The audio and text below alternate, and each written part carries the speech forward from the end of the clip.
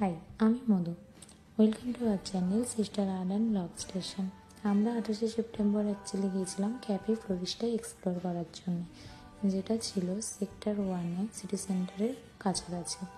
ওখানে গিয়ে মনে হবে যেন একটা পিঙ্কি পিঙ্কি ভাইবস, কিন্তু অ্যাকচুয়ালি পুরোটা ছিল ফ্লোরাল ডেকোরেশনের উপর কাজ করা। আর এটা ছিল ফার্স্ট ফ্লোর। টোটাল 3টে ফ্লোর। আমরা সেকেন্ড ফ্লোরে টেবিল নিয়েছিলাম।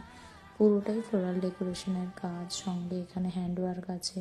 এখানে একটা মিরর আছে, যেখানে ফটো যারা তুলতে ভালোবাসে তাদের ক্ষেত্রে খুবই ভালো জায়গা। ওখানে গিয়ে বাকি আমি, বাবুসোনা আর পাপিয়া 3জন গেছিলাম। তো একটু ফ্রাইড রাইস, চিলি চিকেন আর পাস্তা অর্ডার করেছিলাম ডিনারের জন্য।